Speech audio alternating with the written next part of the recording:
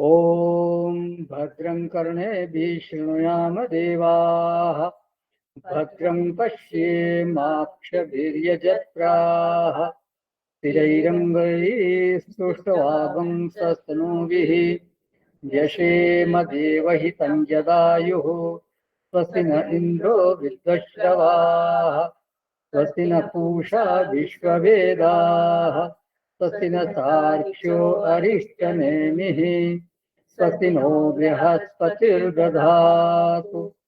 ॐ शान्ति शान्ति शान्तिः। सदाशिवसमारम्भाम् शङ्कराचार्यमध्यमाम् अस्मदाचार्यपर्यन्ताम् वन्दे गुरुपरम्पराम्। शङ्करं शङ्कराचार्यं केशवं बादरायणम् सूत्रभाष्यकृतौ वन्दे भगवन्तो पुनः पुनः भगवन्तो पुनः पुनः। ॐ आय प्रतिबोधितां भगवता नारायणेन स्वयं व्यासेन ग्रथितां पुराणमुनिना मध्ये महाभारतम् अद्वैतान्वितवर्षिणीं भगवतीम् अष्टादशाध्यायिनीम् अम्ब त्वामनुसन्दधामि भगवद्गीते भवद्वेषिणीम्। नमोऽस्तु ते व्यासविशालबुद्धे फुल्लारविन्दायतपत्रनेत्र येन त्वया भारततैलपूर्णः प्रज्वालितो ज्ञानमयप्रदीप प्रपन्नपारिजाताय स्तोत्रवैत्रैकपाणये ज्ञानमुद्राय कृष्णाय गीतामृतदुहे नमः। सर्वोपनिषदो गावो दोग्धा गोपालनन्दनः पार्थो वत्सः सुधीर्भोक्ता दुग्धं गीतामृतं महत्। वसुदेवसुतं देवं कंसचाणूरमर्दनं देवकी परमानन्दं कृष्णं वन्दे जगद्गुरुं कृष्णं वन्दे जगद्गुरुं कृष्णं वन्दे जगद्गुरुं। मेरे राम जी महाराज रखिए चरणों के पास, मेरे प्रभु जी सरकार रखिए चरणों के पास, रखिए चरणों के पास रखिए, दासों का दास रखिए चरणों के पास रखिए, दासों का दास मेरे प्रभु जी सरकार रखिए चरणों के पास। हरे कृष्णा कृष्णा कृष्णा हरे हरे, हरे रामा राम राम हरे हरे। हरे कृष्णा कृष्णा कृष्णा हरे हरे, हरे राम राम राम हरे हरे। तू तो लिए वरदान खड़ा, झोली मेरी ना फैली, कैसे कहाँ दिखलाऊं तुझे मन की चादर है मैली, तू तो है चंदा पूनम का, सब दुख दूर करे मन का। नैन चकोर ना जिसने किए, रूप किरण को क्या वो पिए, मेरे राम जी महाराज रखिए चरणों के पास, मेरे राम जी सरकार रखिए चरणों के पास। रखिए दासों का दास प्रभु जी अपने ही पास, मेरे राम जी महाराज रखिए चरणों के पास। हरे कृष्णा कृष्णा कृष्णा हरे हरे, हरे रामा रामा रामा हरे हरे। हरि ओम तत्सत। धन्यवाद डॉक्टर साहब। तो संन्यास का तत्व क्या है और त्याग का तत्व क्या है, इस पर मीमांसा चल रही है। तो इसमें त्याग के विषय में 11वें श्लोक तक निरूपण किया है भगवान ने। संन्यास के विषय में केवल एक पंक्ति अभी तक प्राप्त होती है। वो पंक्ति क्या है? काम्यानाम कर्मणाम न्यासम संन्यासम कवयो विदुः। तो केवल यही पंक्ति संन्यास से जोड़ करके भगवान ने कही है। बाकी 11वें श्लोक तक जो मीमांसा हुई है, जो प्रतिपादन हुआ है, वो केवल त्याग का हुआ है। 12वें श्लोक तक, फिर 12वें श्लोक में भगवान बोलते हैं अनिष्टम इष्टम मिश्रम च त्रिविध कर्मणम फलम। अभी आगे आएगा तो वो उसमें डिटेल में बात करेंगे। अभी थोड़ा सा इसमें एक प्रस्तावना करना जरूरी है, इसलिए बोल रहे हैं कि जो ये 3 तरह का फल होता है। किसी भी कर्म का 3 तरह का फल होता है, या तो इष्ट फल होता है, अनिष्ट फल होता है, या फिर मिश्रित फल होता है। तो वो फल किसको होता है? वो फल जो करने वाले को होता है। तो वो होता है अत्यागिनाम भवती। भगवान वहां बोलेंगे अत्यागिनाम। जो अत्यागी है उसको फल होता है। तो अब उनको आगे ये बोलना चाहिए था कि न तो त्यागिनाम क्वचित, वहां श्लोक क्या है? भवती अत्यागिनाम न तो सन्यासी नाम क्वचित। ये इस तरह की पंक्ति है। जबकि बोलना ये चाहिए था कि अत्यागियों को नहीं होता, वो त्यागी को होता है। लेकिन भगवान यहाँ क्या बोल रहे हैं? न तो सन्यासी नाम क्वचित। अत्यागियों को फल मिलता है, सन्यासियों को फल नहीं मिलता। बोले वो त्यागी फिर किधर गए? भाई त्यागी की बात चल रही थी, तो त्यागी आप अचानक सन्यासी कैसे आ गए? यहाँ जो तुलना हो रही थी वो तो अत्यागी, और यहाँ जो तुलना की गई है वो तो अत्यागी और सन्यासी में की है आपने। तो त्यागी का क्या हुआ? बोले त्यागी सन्यासी हो गए। अभिप्राय क्या हुआ कि पूर्व अध्यायों में जो कर्म योग बताया गया था वो उपेय है, वो एक उपाय है उसके लिए। कर्म योग उपाय है, और जो सांख्य योग है वो उपेय है। कर्म योग जो है वो परंपरा साधन कहा जाता है सांख्य योग की प्राप्ति के लिए, ज्ञान योग की प्राप्ति के लिए। तो कर्मयोग उपाय है और सांख्य योग उपेय है। तो कर्मयोग का विसर्जन किसमें होता है? सांख्य योग में। तो जब ये सच्चाई पीछे से चली आ रही है, तो वही सच्चाई इस 18वें अध्याय में भी उपसंहृत की है भगवान ने। तो अत्यागियों को तो 3 प्रकार के फल मिलते हैं, लेकिन सन्यासियों को कोई फल नहीं मिलता, ऐसा भगवान ने बोला। प्रकरण चल रहा था त्यागी का। त्यागी जो है वो अंततः अपनी साधना के कारण ही सन्यासित्व को प्राप्त हो गया। माने त्याग स्थिति का जो विसर्जन है वो संन्यास स्थिति में हो गया। प्रवृत्ति मार्ग का विसर्जन निवृत्ति मार्ग में हो गया। तो ये प्रतिपादन है त्यागी। त्यागी का जो आगे अगली सीढ़ी है, त्यागी की जो अगली कक्षा है वो है सन्यासी।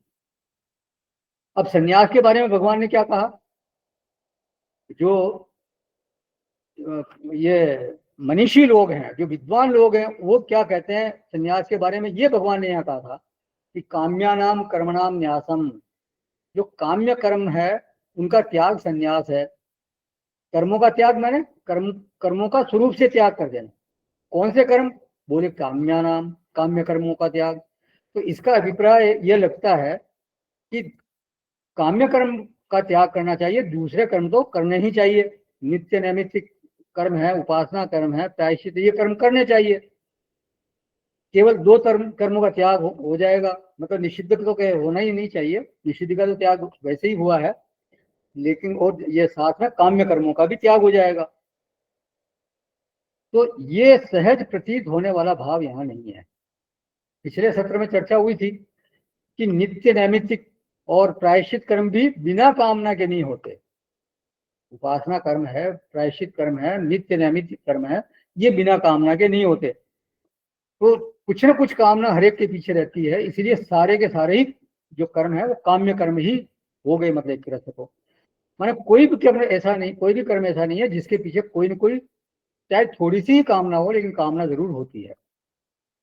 अच्छा, अब एक दूसरा सच क्या है कि जो देहधारी है वो सारे कर्मों का त्याग करने में समर्थ नहीं है,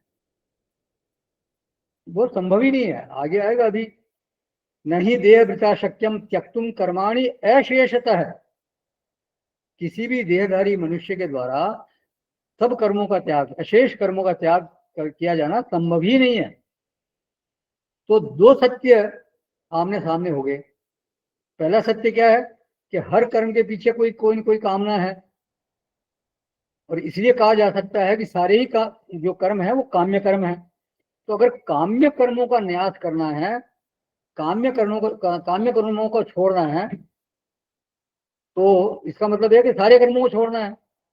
लेकिन दूसरा सच ये है, जैसा 11वें श्लोक में आगे बताएंगे भगवान, कि कोई भी मनुष्य सारे कर्मों को अशेष रूप से छोड़ ही नहीं सकता, उसके लिए संभव ही नहीं है। आहार विहार शौच स्नान वस्त्रादि धारण करना, ये तो कर्म करने ही पड़ेंगे। तो भगवान ने तीसरे अध्याय में भी कहा है, न ही कश्चित क्षणम अपनी जातु तिष्ठति अकर्मकृत। कोई भी मनुष्य एक क्षण मात्र के लिए भी बिना कर्म किए नहीं रह सकता। तो जब ये स्थिति है, तो सन्यासी जो है वो कौन से कर्मों को छोड़ता है और कौन से कर्मों को धारण करता है, ये एक चिंतन का विषय हो गया हमारा। भगवान ने इस विषय में कुछ नहीं बोला है। दूसरे श्लोक में एक पंक्ति बोलने के बाद 12वें श्लोक तक सन्यास के विषय में भगवान ने कोई वक्तव्य दिया ही नहीं। जब उन्होंने निश्चय सुनाया, तो निश्चयम शृणु में तत्र, तो वो भी केवल त्याग के विषय में ही सुनाया। निश्चयम शृणु में तत्र त्यागे भरत सत्तम, त्याग के विषय में मेरा निश्चय सुनो। तो अब अर्जुन जो है उसका प्रश्न क्या था, वो तो त्याग और संन्यास दोनों के तत्व को जानना चाहते हैं। तो संन्यास के संबंध में भाष्यकार की एक पंक्ति हमारे को मिलती है, संन्यासम संन्यास शब्दार्थम अनुष्ठेयत्वेन प्राप्तस्य अनुष्ठ। बोले जो अनुष्ठेयत्वेन जो प्राप्त है, अनुष्ठेय रूप से जो प्राप्त है, जो कर्तव्य रूप से प्राप्त है, उसको नहीं करना, ये संन्यास है।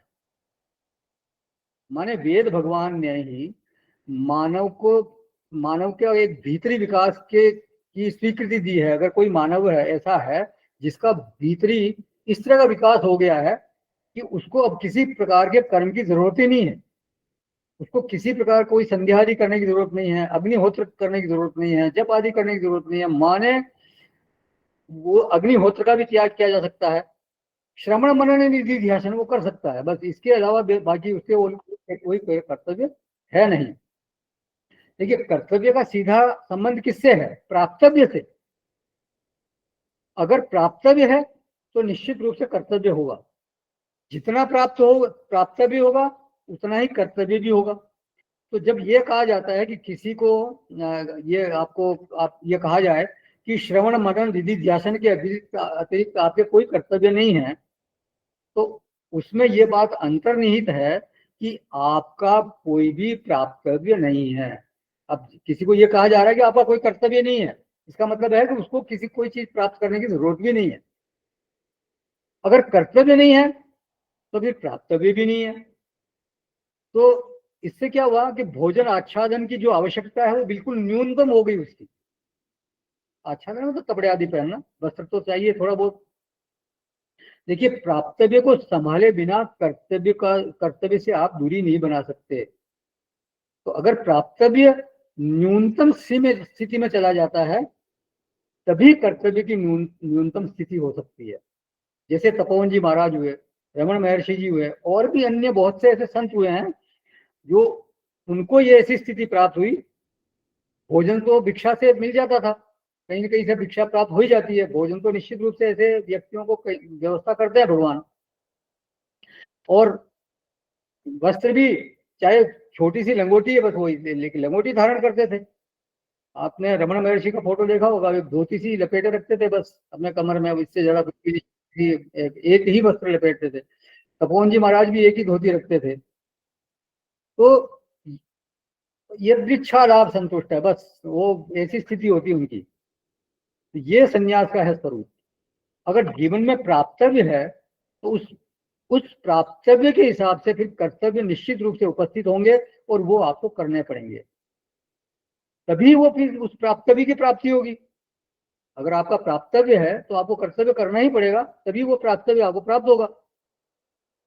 तो तीव्र मुमुक्षा के समय संन्यास वृत्ति की जो स्थिति बनती है, अगर कोई तीव्र मुमुक्षु हो गया है और वो संन्यास स्थिति में चला गया है, तो फिर वो अत्यंत उपरामता की वहां मांग होती है, आवश्यकताओं की न्यूनतम स्थिति की मांग होती है, संतोष की बिल्कुल चरम स्थिति की मांग होती है। उस व्यक्ति को किसी भी कर्तव्य में फिर नियुक्त करने की जरूरत ही नहीं है, क्योंकि उसका कोई प्राप्तव्य ही नहीं है। दौलत की हवस असल गर्दाई है। ये गर्दाई मतलब गरीबी है। अगर दौलत की बहुत ज्यादा हवस है तो ये गरीबी है। सामान की हिर्स बेनवाई है। ये बहुत ज्यादा सामान आपको चाहिए, वस्तुएं चाहिए, तो ये वास्तव में दुर्भाग्य है।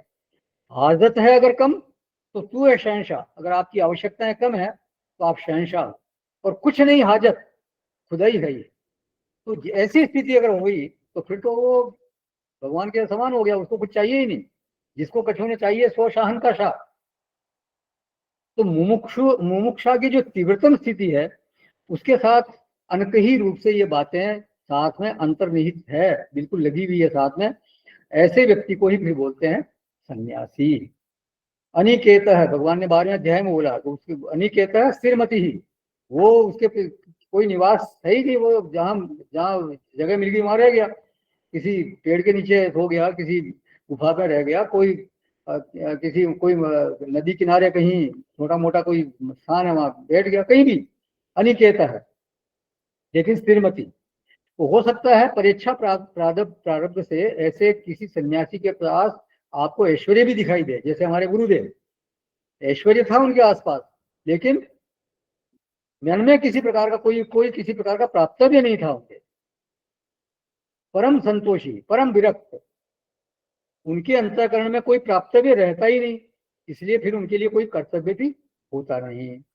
लेकिन यदि किसी के अंतःकरण में अभी भी कुछ प्राप्तव्य है, बना हुआ है थोड़ा बहुत भी, तो फिर तो वो त्यागी भले ही हो, वो सन्यासी नहीं कहला सकता। और त्यागी के लिए तो फिर वही रास्ता है, यज्ञ दान तप कर्म न त्याज्यम। ये कर्म, जो ये यज्ञ दान और तप रूप कर्म है, ये व्यक्ति को पावन करने वाले हैं, पवित्र करने वाले हैं। पावनानि मनीषिणाम, माने जो साधक हैं, जो विचारक हैं, जिनके अंतःकरण में अभी प्राप्तव्य का संश्लेष बाकी है थोड़ा सा, तो ये जो यज्ञ दान तप रूप कर्म है, ये उस प्राप्तव्य संश्लेष को मिटा डालते हैं, उसको धो डालते हैं। और ये यज्ञ तप रूप दान रूप जो कर्म है, ये वो पवित्र करने वाले हैं, उस व्यक्ति को पवित्र कर देते हैं, उससे वो सन्यासी बनने के लिए योग्य हो जाता है।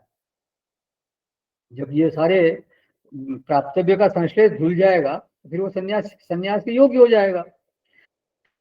सन्यासी वो क्या बन जाएगा, फिर सन्यासी बन जाएगा। और सन्यासी मतलब क्या, वो अत्यागी नाम वाला नहीं, वो त्यागी से फिर वो सन्यासी तक पहुंच जाएगा। तो दूसरे मंत्र से ये यात्रा शुरू हुई है।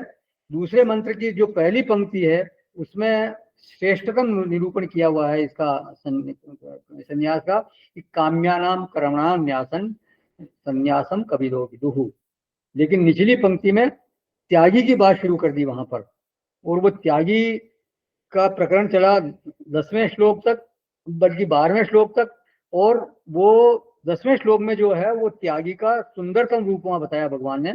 न द्वेष्टि अकुशलम कर्म कुशले न अनुषज्यते।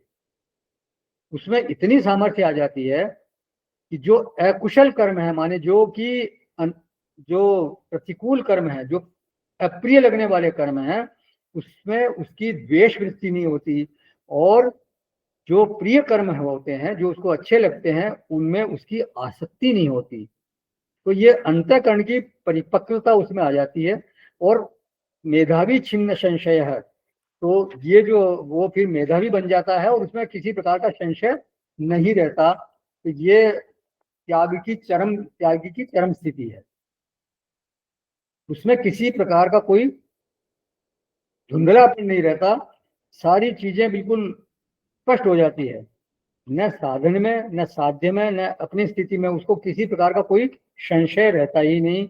नो कंफ्यूजन, माने जो चीज जिसके ठिकाने लगनी चाहिए ठीक ठिकाने लग गई, तो वो मेधावी माने वो तेजस्वी हो जाता है, और छिन्न संशय, सब प्रकार के संशयों से वो रहित हो जाता है। और किसी भी कर्म में न तो उसका द्वेष है और न ही उसकी आसक्ति है। तो ये उसका आध्यात्मिक विकास हो गया। उसके लिए भगवान का आदेश है कि त्यागी को इन 3 कर्मों को कभी नहीं छोड़ना चाहिए, क्योंकि 3 कर्म मतलब यज्ञ, दान और तप, क्योंकि ये पावनानी, ये कर्म को पवित्र करने वाले होते हैं। तो इसलिए भगवान आदेश देते हैं 6ठे श्लोक में। तो यहाँ 2 चीजें छोड़ने की बात करते हैं 6ठे श्लोक में। आसक्ति को छोड़ने की बात करते हैं और फल को छोड़ने की बात करते हैं। देखिए, कर्म की 3 स्थितियां होती है। एक तो कर्म पूर्व की स्थिति, कर्म करने से पहले की स्थिति, और एक कर्म काल की स्थिति, और एक कर्म पश्चात की स्थिति। तो कर्म पूर्व और कर्म पश्चात, इसमें क्या होता है, इसमें फल से संयोग होता है। कर्म के पूर्व भी फल के को सोच करके व्यक्ति कर्म में प्रवृत्त होता है, और कर्म के पश्चात भी वो फल चाहता है। और जो आसक्ति है, कर्म में आसक्ति है, वो कब होती है, कर्म काल में। कर्म के साथ संग जो होता है वो कर्म काल में होता है। कर्म में संग माने कर्मासक्ति। तो कर्म में संग होता है, यस, कर्म में भी संग होता है। यदि कर्म कुशल हो, माने वो प्रिय हो, उसमें वो अनुकूलता हो उस कर्म में, तो उसमें व्यक्ति का संग हो जाता है कि मुझसे ये कर्म न छूटे, हमेशा मुझे यही कर्म मिले, ये कर्म मेरे हाथ में रहे। और इस वृत्ति के कारण कई बार व्यक्ति निषिद्धाचरण भी करता है। निषिद्धाचरण जीवन में आ सकता है, थोड़ा छल कपट भी जीवन में आ सकता है उस कर्म को करने के, उस कर्म को अपने हाथ में रखने के लिए। थोड़ा परस्वापहरण भी हो सकता है। परस्वापहरण माने दूसरे के सत्व का हरण कर लेना, दूसरे के सत्व को हड़प लेना। ऐसी वृत्ति भी आ सकती है, क्योंकि वो उस कर्म को चाहता है। हो सकता है दूसरा व्यक्ति भी उसको करना चाह रहा हो और उसका अधिकार हो उसमें, लेकिन ये कैसे न केन प्रकार है ना, उसके अधिकार को भी ये हनन कर लेता है, उसको हड़प लेता है।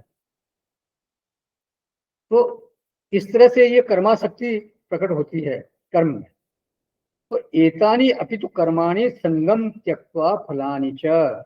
जो आध्यात्मिक निखार है वो तो तब आएगा जब कर्म पूर्व में, कर्म काल में और कर्म पश्चात किसी भी प्रकार की आसक्ति न हो। न कर्म में आसक्ति हो और न फल में ही आसक्ति हो। तीनों काल में कर्म से बिल्कुल स्वाधीनता हो। आसक्ति माने क्या, पराधीनता। I feel dependent on this karma, I feel less without it. उसके बिना मैं अपने आप को अधूरा महसूस करता हूँ, उसके बिना मेरी कोई स्थिति नहीं है। मैं पूरी तरह से उस कर्म के ऊपर और कर्म के फल के ऊपर निर्भर हूँ। मेरी हस्ती, मेरा अस्तित्व, मेरा सुख, मेरा चैन, मेरी शांति, मेरी प्रतिष्ठा सब उस पर आश्रित है। कर्म पर और कर्म के फल पर। तो ये आसक्ति की पहचान है। ये इस तरह से हो जाना किसी भी कर्म के प्रति या कर्म के फल के प्रति, तो ये इसमें आसक्ति है। तो कर्म के पहले, कर्म काल में और कर्म के पश्चात भी कर्म पर निर्भर नहीं करता, वही निरासक्त कहा जाएगा। माने कर्म निरपेक्ष अस्तित्व। कर्म है लेकिन कर्म पर वो बिल्कुल निर्भर नहीं है, कर्म पर उसकी निर्भरता खत्म हो गई। और ये कॉम्बिनेशन, ये समीकरण हमारे को बनाने का प्रयास होना चाहिए। लेकिन सामान्यतया ऐसा होता नहीं है। जब हम कोई कर्म करते हैं और जब उसकी कुछ महिमा समझ में आने लगती है, उसमें उसका जब फल सामने आने लगता है, तो जाने अनजाने में हम उस पर डिपेंडेंट होने लगते हैं, उसके साथ बंध जाते हैं, उसको बचाए रखना चाहते हैं। और मजा ये है कि कई बार हमारे चाहने पर भी वो हमारे हाथ से निकल जाता है, चला जाता है। हम चाहते हैं कि वो हाथ से न जाए, लेकिन जाता है। तो ये कोई नियम नहीं है कि हमारे चाहने से हाथ में जाएगा। तो हमें ये, हम अगर हमारे को निर्भर ही होना है तो फिर कर्म पर नहीं होना, बल्कि परमात्मा पर हमारे को निर्भर होना चाहिए। वो जो भी कर्म हमारे को दें उसे हम अच्छी प्रकार से करें, अपना कर्तव्य समझ कर करें। और वो अगर वो वापस लेना चाहे तो ले लें, ये उनकी इच्छा। वो ही हमारे को सेवा देने वाले हैं और वो ही हमारे से सेवा लेने वाले हैं। वो सेवा दें, वो हमारे को करनी है। एक सेवा दें हम करेंगे, वापस लें दूसरी दे दें वो करेंगे, तीसरी दे दें वो करेंगे, जैसी उनकी मर्जी। मतलब हम तो उसी में है राजी जिसमें तेरी रजा है। बस यहाँ तो यूं भी वाह वाह है और यूं भी वाह वाह है। तो हमारी आसक्ति, हमारी पराधीनता अगर होनी चाहिए तो वो परमात्मा में होनी चाहिए, कर्म में नहीं। तो ब्रह्मणि आधाय कर्माणि संगम त्यक्त्वा करोति यह। जब तक ब्रह्मणि आधाय नहीं होगा, जब तक ब्रह्म में निर्भरता नहीं होगी, ब्रह्म के आश्रित नहीं होंगे, तब तक कर्माशक्ति छूट नहीं सकती। ये ब्रह्मणि आधाय कर्माणि संगम त्यक्त्वा करोति लिप्यतेन स पापेन पद्म पत्र विभामसा। 5वें अध्याय में कहा था भगवान ने कि जो इस तरह से कर्म करता है, ब्रह्म पर आश्रित होकर कर्म करता है, संगम त्यक्त्वा, संग को छोड़कर ये कर्म करता है, आसक्ति छोड़कर कर्म करता है, तो वो लिप्यतेन स पापेन, वो किसी प्रकार से पाप से लिप्त नहीं होता। जैसे कि कमल कीचड़ में रहते हुए भी या पानी में रहते हुए भी उससे लिप्त नहीं होता। तो ये जो फल जो है वो पश्चात काल में है। संगम त्यक्त्वा, ये संगम त्यक्त्वा भी जरूरी है और फलम त्यक्त्वा भी जरूरी है। दोनों ही जरूरी है, पूर्व काल में भी और पश्चात काल में और कर्म काल में भी। आगे भी ये बात आएगी। पहले भी दूसरे अध्याय में भगवान बोल चुके हैं, योगस्य गुरु कर्माणि संगम त्यक्त्वा करोति है। और 5वें अध्याय में और जगह और भी बोला है, कायेन मनसा बुद्धिया केवलैरिन्द्रियरपि योगिनः कर्म कुर्वन्ति संगम त्यक्त्वात्म शुद्धये। मतलब संगम, आसक्ति छोड़ने की बात जगह जगह की है। आगे भी फिर 18वें अध्याय में भी कहेंगे, मुक्त संगो अनहंगवादी साह समन्वित सिद्धिय सिद्धियो निर्विकार कर्ता सात्विक उच्यते। संगम त्यक्त्वा मतलब हर जगह आसक्ति छोड़ने की बात है। और सिद्धि सिद्धियों समो भूत्वा निर्विकार है, मतलब सिद्धि और असिद्धि में वो निर्विकार है। तो मुक्त संग ये फल वाला, ये इसमें फल को छोड़ना है। और सिद्धि और असिद्धि में निर्विकार है, मतलब सिद्धि हो या असिद्धि हो, चाहे सफलता मिले असफलता मिले, वो निर्विकार रहता है। तो किसी कर्म में किसी प्रकार की आसक्ति नहीं है और फल में भी किसी प्रकार की आसक्ति नहीं है। ये है वो गीता का वास्तविक कर्ता, जो सात्विक कर्ता भगवान ने कहा है। और यही कर्म फल को छोड़ने का रहस्य है, यही आसक्ति छोड़ने का रहस्य, कर्म भी आसक्ति छोड़ने का रहस्य और फल में आसक्ति छोड़ने का रहस्य भी यही है। एतानि अपितु कर्माणि संगम त्यक्त्वा फलानि च। बोले महाराज, संग, आप आसक्ति की बात करते हैं, अगर आसक्ति प्रेरक नहीं है और फल भी प्रेरक नहीं बन रहा है, तो फिर तो कर्म में प्रेरक ही नहीं होगा, तो फिर कैसे कर्म करेंगे? कर्म में प्रेरक का अभाव हो गया, तो बिना प्रेरक के कर्म कैसे किया जाएगा? बोले प्रेरक का अभाव नहीं है, प्रेरक है। वहां पे क्या है? कर्तव्यानिति, बुद्धि में ये निश्चय है कि ये काम मुझे करना है, करना चाहिए, ये मेरा कर्तव्य है, ये बुद्धि ने मान लिया वहां पे। तो ये जो कर्तव्य बोध है यही कर्म के प्रेरक के रूप में काम करता है।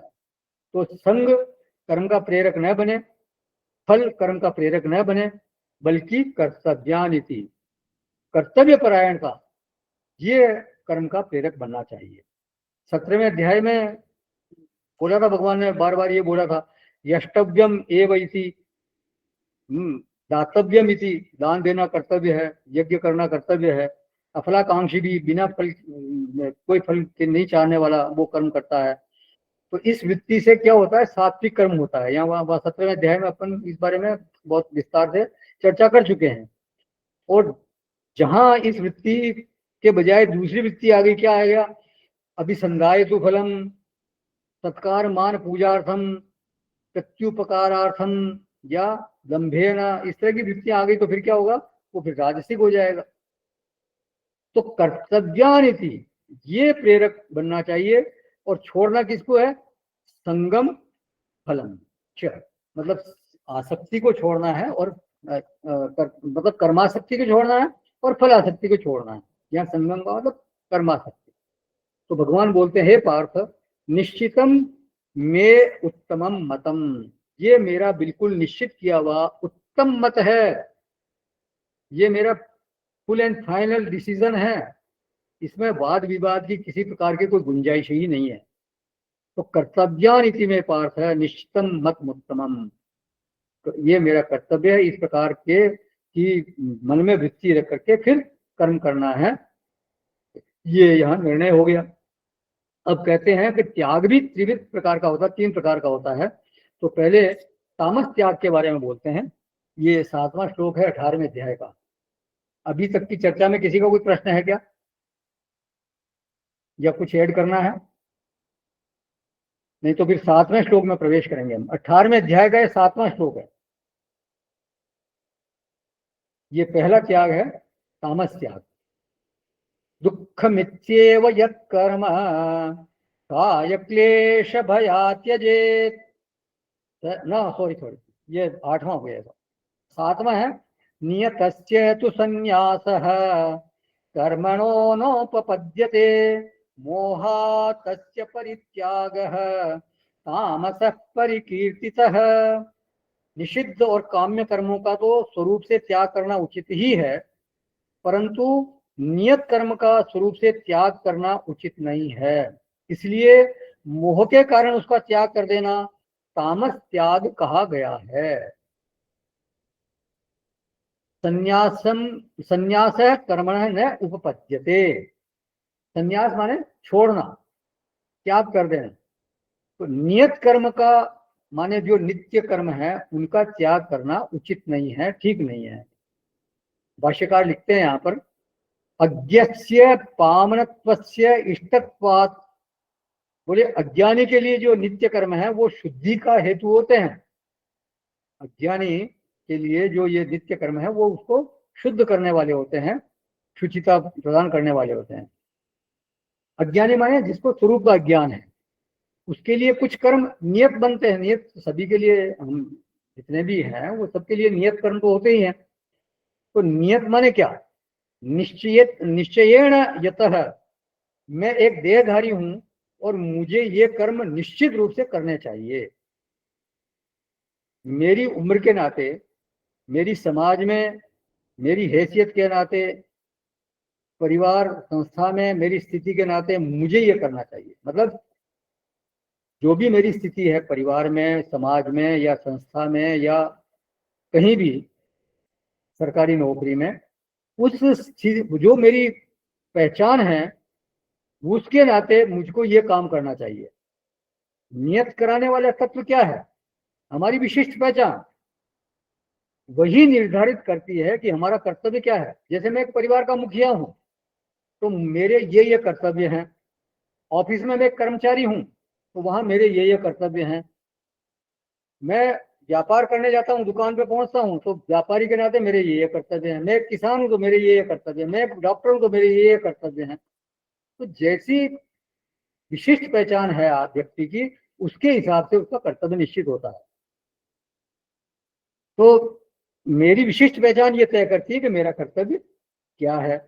यदि वो पहचान बदल जाए तो फिर जो कर्तव्य है वो भी बदल जाएंगे। तो पहचान के बहुत से लेवल हैं, मतलब हमेशा पहचान भी बदलती रहती है, अलग अलग जगह पहचान बदल। घर पे मेरी पहचान हो सकता है मैं मुखिया हूँ, और जैसे मेरे पिताजी आ गए तो हो सकता है फिर मैं उनके सामने मैं पुत्र की पहचान होगी मेरी। मैं ऑफिस में चला गया तो मैं कर्मचारी की पहचान है, मेरी ऑफिसर की पहचान है, जो भी वहाँ की मेरी पहचान है। मैं अपने मित्र मंडली में गया तो फिर वहाँ उस तरह से मेरी अलग पहचान होगी। तो हर जगह उसकी पहचान व्यक्ति की बदल सकती है। तो पहचान के अलग अलग समय में अलग अलग लेवल होते हैं। बचपन कोई बच्चा है तो उसकी पहचान उसके अलग कर्तव्य होंगे, जो युवा है उसके अलग कर्तव्य होंगे, जो वृद्ध है उसके अलग कर्तव्य होंगे। सब उम्र के अनुसार भी फिर पहचान बदलती है। अब जैसे उम्र है तो उम्र के अनुसार भी कर्तव्य बदलते हैं। किसी को हम कहते हैं ना कि इस उम्र में आपको ये शोभा नहीं देता, आप इतने बुजुर्ग हैं और आप ये इस तरह से कर रहे हैं या ये वो कर रहे हैं। तो नियत शब्द जो है वो बहुत गहरा है। हमारे लिए नियत कर्म का एक ही आधार है और वो है हमारी विशिष्ट पहचान। और उस पहचान के अनुसार जो कर्तव्य हमारा बन रहा है तस्य त्याग है न उपपद्यते। उस त्याग का उसका त्याग करना, जो हमारी पहचान के अनुसार हमारा कर्तव्य बन रहा है उसका त्याग करना बिल्कुल उचित नहीं है। लेकिन फिर भी कुछ लोग त्याग करते हैं, हालांकि वो त्याग उचित नहीं है, वो युक्ति सम्मत नहीं है। फिर ऐसे लोग क्या कहलाते हैं, वो तामस त्यागी कहलाते हैं। और वो किस कारण से त्याग करते हैं? मोहतस्य, मोह के कारण, अविवेक के कारण, भ्रम के कारण त्याग करते हैं। वो विचार से या मुमुक्षा वशात या फिर कोई अच्छी प्रकार सोच विचार करके त्याग नहीं करते हैं।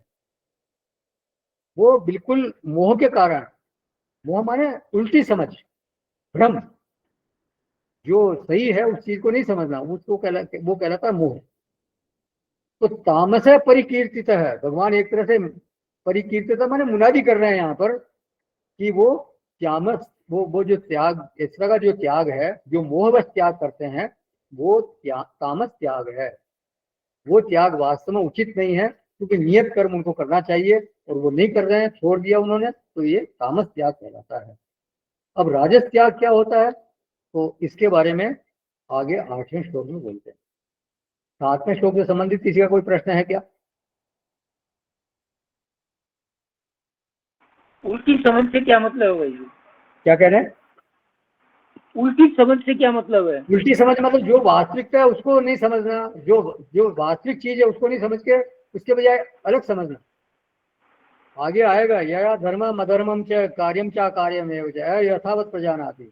अधर्मम धर्म मिति, मतलब जो धर्म है उसको अधर्म समझ देता है, अधर्म को धर्म समझ देता है, ये मोह। ठीक है जी। जो करना चाहिए उसके लिए कहता है मैं नहीं करूंगा, मेरा कर्तव्य नहीं है। और जो नहीं करना चाहिए उसको करने लगता है, ये मोह है।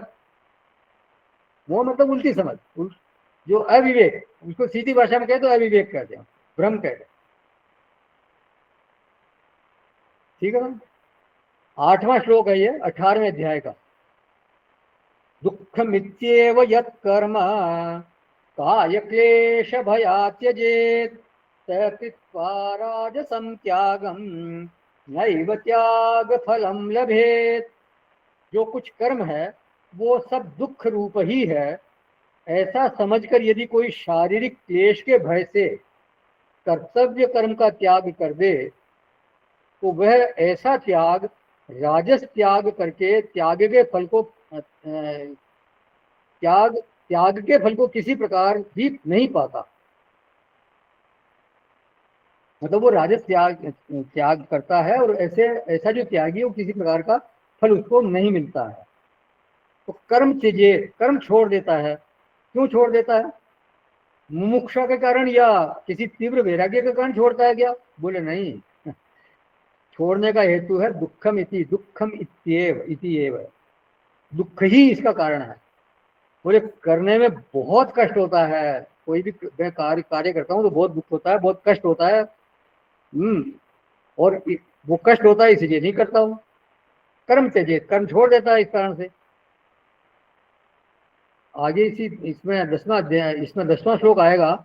उसमें यह है कि कुशले न द्वेष्टि, किसी कर्म को प्रतिकूल समझ करके, दुखद समझ करके वो उससे द्वेष नहीं करता, माने उसको छोड़ता नहीं है। लेकिन ये जो व्यक्ति है, ये दुखमिति एवं यत् कर्म काय क्लेश भया त्यजेत, ये दुख रूप है, ये जो कर्म है ये दुख का कारण बनेगा या शरीर की तकलीफ का कारण बनेगा, और फिर ये किसी मुझको मेरे लिए भय का कारण बनेगा। तो इस डर से वो त्याग कर देता है, उस कर्म को त्याग देता है।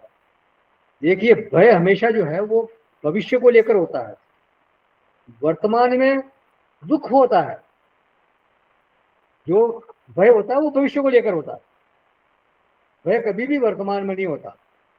तो भय जो है वो वर्तमान कालिक है और दुख है वो भविष्य कालिक है।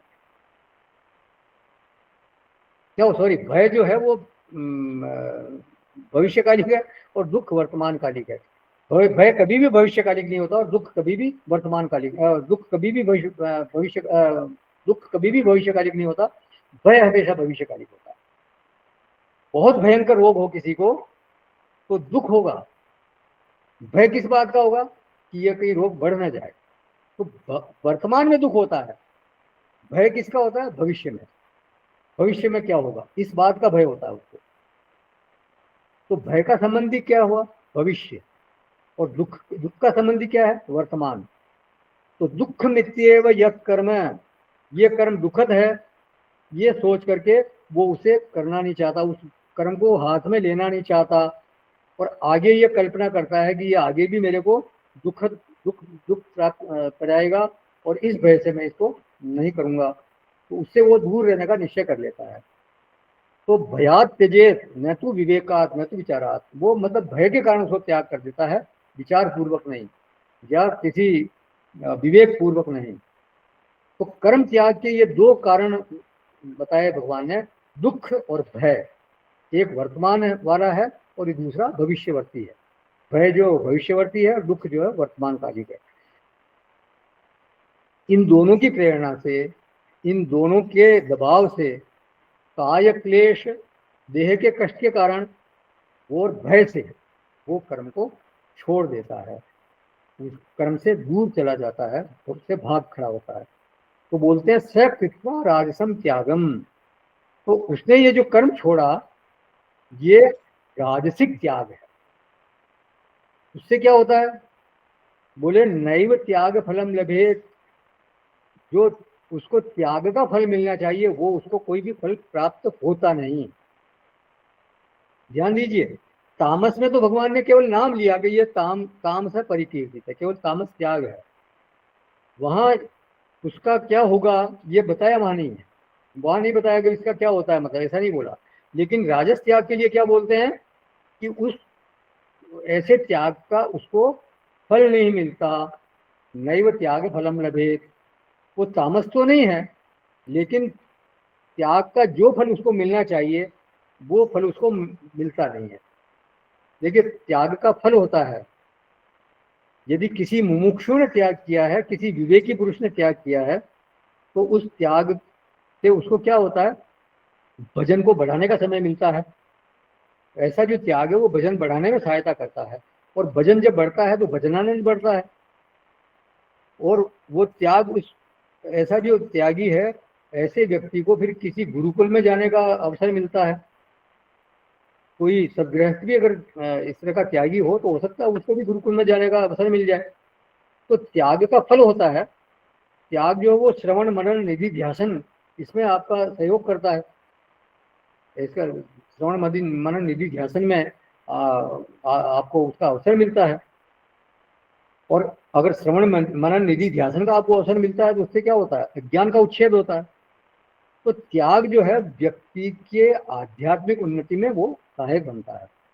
तो ये त्याग का फल है। लेकिन ये जो इस तरह के आवेशी लोग हैं, जो ये भयभीत लोग हैं, जो दुख के कारण ऐसे कर्म का त्याग करने वाले हैं, वो मुमुक्षा के कारण त्याग नहीं कर रहे हैं या किसी विवेक के कारण त्याग नहीं कर रहे हैं, बल्कि दुख और भय के कारण त्याग कर रहे हैं। शारीरिक क्लेश के भय के कारण त्याग कर रहे हैं, तो ऐसे त्याग करने वालों को फिर श्रवण मनन निधि ध्यासन का कोई अवसर मिलता नहीं और वो कर भी नहीं सकते, उनका मन ही नहीं लगेगा ऐसे में, तो वो फिर नैव त्याग फलम लगे, तो उनको किसी प्रकार का कोई त्याग का फल उनको मिलता नहीं है। देखिए, त्याग का कोई फल स्वर्ग आदि मिलेगा ऐसा नहीं है। त्याग माने आपके आध्यात्मिक विकास में वो सहायक बनता है, बस त्याग का यही फल है। अगर बिना मुमुक्षा के या बिना विचार पूर्वक बिना विवेक के कोई त्याग कर देता है तो फिर ऐसा त्याग व्यर्थ है, उसका कोई अर्थ है नहीं, उसका कोई फल आपको मिलेगा नहीं। तो इसलिए त्याग जो है वो बिल्कुल विचार पूर्वक करना चाहिए, ऐसे नहीं कि आवेश में आके रहते ही या कोई एक ऐसी बोलते हैं ना शमशान या वैराग, तो वो ऐसा वैराग हो गया और वो घर छोड़ के चले गए और पता चला कि वो बाहर जाने पे भी वो कभी संसार तो हर जगह ही लगा हुआ है, तो ऐसा नहीं, बिना सोच विचार के त्याग से फिर उसको कोई फल मिलता नहीं है। अब आगे सात्विक त्याग के बारे में बताते हैं भगवान 9वें श्लोक में। 8वें श्लोक से संबंधित किसी का कोई प्रश्न है या कोई ऐड करना है इसमें? नहीं तो फिर 9वें श्लोक में हम प्रवेश करेंगे। ये 9वां श्लोक है 18वें अध्याय का। कार्यमित्येव यत्कर्म नियतं क्रियते अर्जुन संगम त्यक्त्वा फलं चैव स त्यागः सात्विको मतः। हे अर्जुन, जो शास्त्र विहित कर्म करना कर्तव्य है, इस भाव से आसक्ति और फल का त्याग करके किया जाता है, वही सात्विक त्याग माना गया है। तो कार्यम इति एव, ये मेरा कर्तव्य है, मुझे करना चाहिए। तो पहले भी कर्तव्यान बोल चुके हैं भगवान 6वें श्लोक में, तो उसी का यहाँ एक तरह से निगमन कर रहे हैं। कार्यम इति एव यत् कर्म नियतम क्रियते। बोले सुनो अर्जुन, जो व्यक्ति की विशिष्ट पहचान है, उस पहचान के अनुसार जो उसका कर्तव्य बनता है, उसके प्रति उसकी बुद्धि ने यह निश्चय किया। क्या निश्चय किया? कार्यम इति एव, ये करना ही चाहिए, ये उसकी बुद्धि ने निश्चय कर लिया। क्या करना चाहिए? नियतम, नियत कर्म करना चाहिए, मतलब मेरी विशिष्ट पहचानों के अनुसार जो मेरा नियत कर्म है वो मुझे करना चाहिए। देखिए, जो पहचान है उसके अनुसार कर्म करना वो ही नियत कर्म है। उसके विरुद्ध या उससे हटकर जो कोई आचरण किया गया वो उसका नियत कर्म नहीं कहा जा सकता। इसलिए ऐसा उससे जो उसके पहचान के अनुसार जो नियत कर्म है उसके अलावा अगर वो करता है तो वो ठीक नहीं होना चाहिए, वो ठीक नहीं माना जाएगा। जैसे कोई सदगृहस्थ है और वो भिक्षाटन करने लग जाए तो ये उसका आचरण ठीक नहीं कहा जाएगा, ये तो बिल्कुल विरुद्ध है, वो धर्म विरुद्ध आचरण हो जाएगा। और कोई ब्रह्मचारी है, वो गृहस्थ धर्म का पालन करने लग जाए तो वो भी फिर वो दुकान खोल के बैठ जाए, व्यापार करने लग जाए, या कोई सन्यासी, तो वो फिर धर्म विरुद्ध आचरण कहलाएगा। तो जो नियत कर्म है ये करना चाहिए, ये उसकी बुद्धि ने नियत वो निश्चय कर लिया है, तो और उससे विरुद्ध हट करके किया जाएगा तो वो उसको आचरण नहीं करना चाहिए।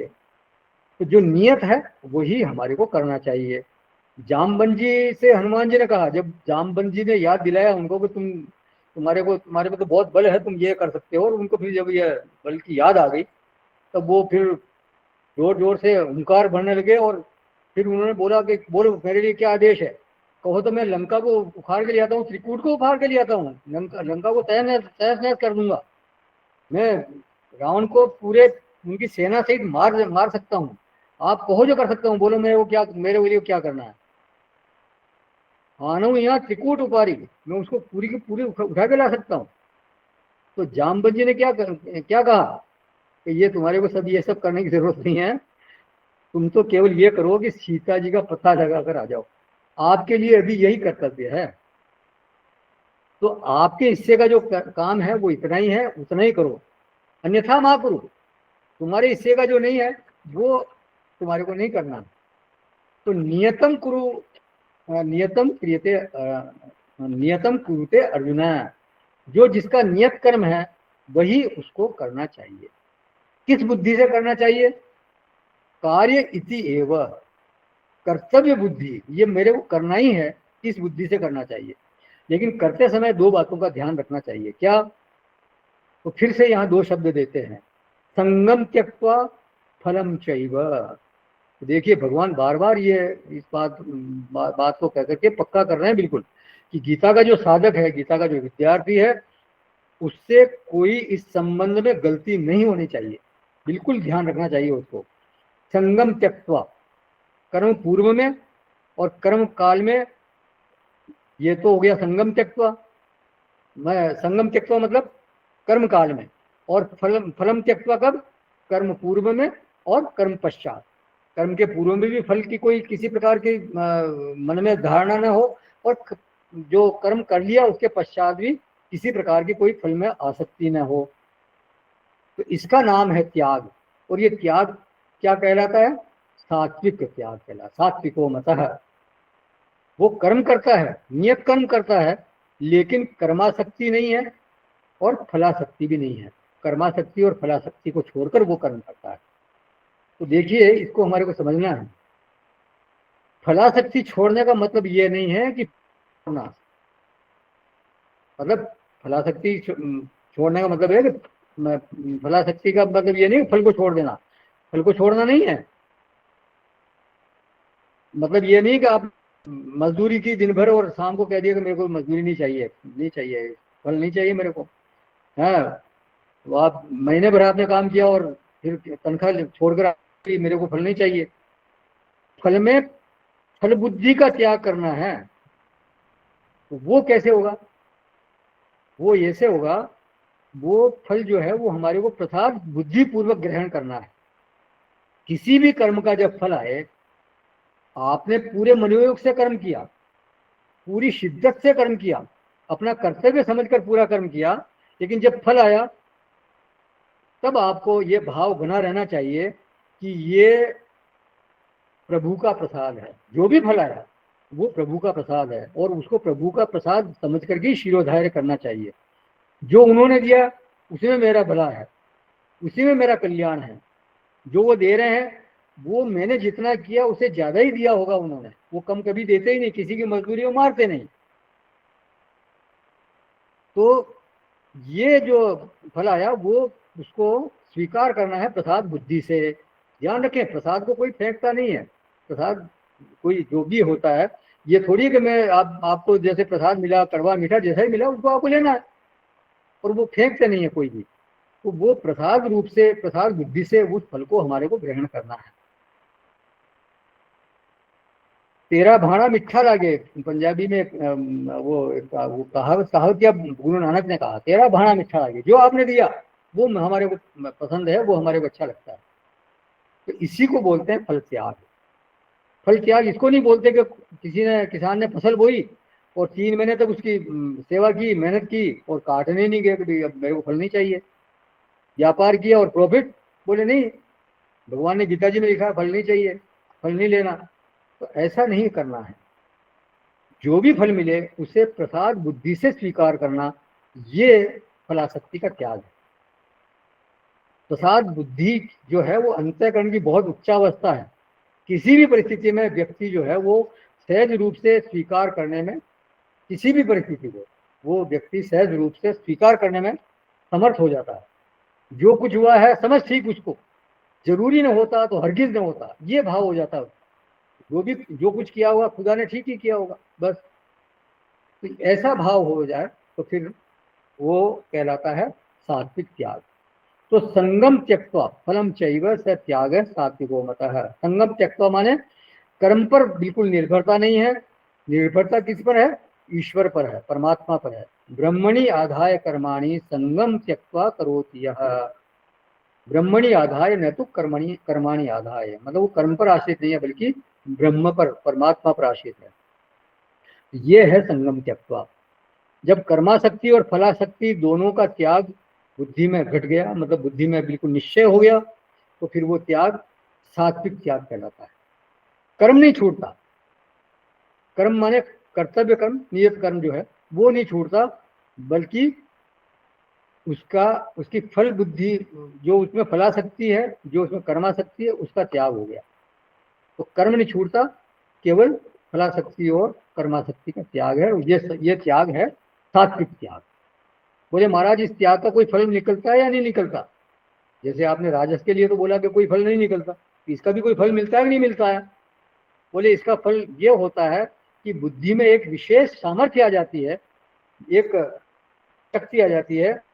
वो क्या होती है? न द्वेष्टि, वो प्रतिकूल कर्तव्य प्राप्त होने पर करता और अनुकूल कर्तव्य प्राप्त होने पर उसमें उसका राग नहीं होता, उससे चिपकता नहीं, उसमें आसक्त नहीं होता।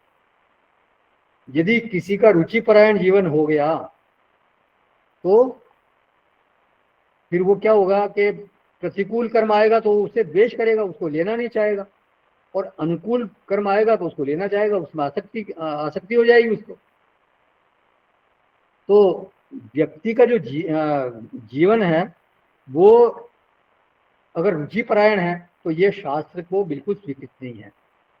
व्यक्ति का जीवन कर्तव्यपरायण होना चाहिए, रुचिपरायण नहीं होना चाहिए। राग द्वेष का वहां बिल्कुल त्याग हो जाएगा। अगर आप किसी पसंद नहीं करते मान लीजिए, और वो व्यक्ति बीमार है और आप वहां उस समय मौजूद हैं और आपका कर्तव्य बनता है कि आप उसको डॉक्टर के पास लेके जाएं, तो आप अपने उस द्वेष को, हो सकता है आप उस व्यक्ति को पसंद नहीं करते हो, तो उस नापसंदगी को एक तरफ रखते हुए आपका कर्तव्य अगर ये बनता है कि मेरे को इसको डॉक्टर को दिखाना, तो आप उसको डॉक्टर के पास ले जाएं, कि आपका कर्तव्य है। फिर आप उस कर्म से द्वेष नहीं करेंगे। ये कहलाता है राग द्वेष वियुक्तेषु, वो वाली बात है।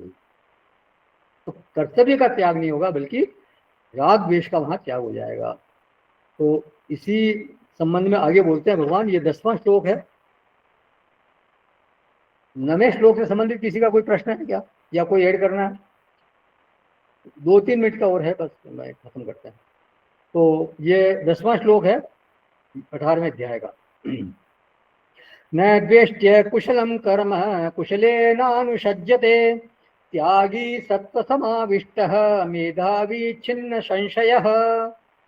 जो मनुष्य अकुशल कर्म से तो द्वेष नहीं करता और कुशल कर्म में आसक्त नहीं होता, वो शुद्ध सत्वगुण से युक्त पुरुष संशय रहित बुद्धिमान और सच्चा त्यागी है। तो न द्वेष्टि अकुशलम कर्म कुशले न अनुषज्यते, वो एक सामर्थ्य से संपन्न हो गया कि अकुशल कर्म माने जो प्रतिकूल कर्म है, अप्रिय कर्म है, उससे वो द्वेष नहीं करता और अनुकूल कर्म में आसक्त नहीं होता। जो उसको प्रिय लगने वाला कर्म है उसमें आसक्त नहीं होता, और भगवान के अनुसार वही सच्चा त्यागी है। अब तक जो शब्द बोल रहे थे वो बोल रहे थे त्याग, मोहा तस्य परित्याग है स कृत्वा राजसम त्यागम। लेकिन अब क्या बोल रहे हैं? बोल रहे हैं त्यागी। यहां जब इस सामर्थ्य से वो संपन्न हो गया कि किसी प्रतिकूल कर्म से द्वेष नहीं करता और अनुकूल कर्म में आसक्त नहीं होता, तो भगवान उसको लिए बोल रहे हैं कि वो त्यागी है। त्यागी के लिए भगवान भाष्यकार यहाँ बोलते हैं, त्यागी पूर्वोक्तेन संग फलम परित्यागेन तद्वान त्यागी यह कर्मणि संग त्यक्त्वा तत्फलम च नित्य कर्मानुष्ठायी। बोले त्यागी वो है जो कि पूर्वोक्त आसक्ति और फल के त्याग से संपन्न है। पहले जो बताया था कि ये आसक्ति और फल का, ये कर्मासक्ति और फल का त्याग कर दे, तो उस सामर्थ्य से वो संपन्न है, अर्थात कर्मों में आसक्ति और फल को छोड़ करके नित्य कर्मों का वो अनुष्ठान करने वाला है, वो ऐसा त्यागी है। आगे बोलते हैं सत्व समाविष्ट है यदा सत्वेन आत्म अनात्म विवेक विज्ञान हेतुना समाविष्ट संव्याप्त संयुक्त एतत्।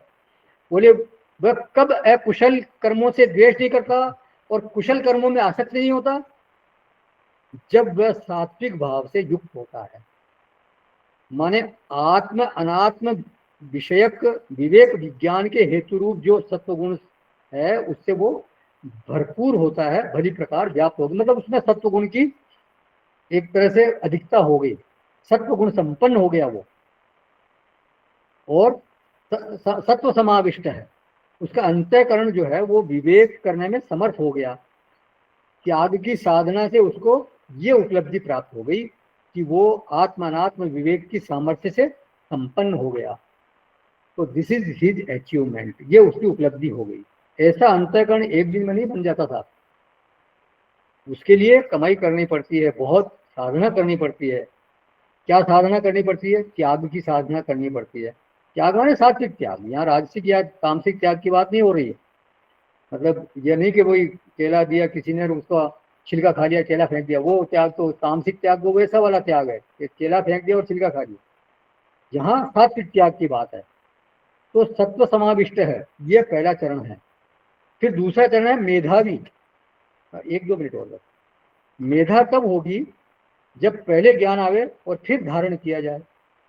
भाष्यकार लिखते हैं, मेधया आत्मज्ञान लक्षणया प्रज्ञया संयुक्त तद्वान मेधावी।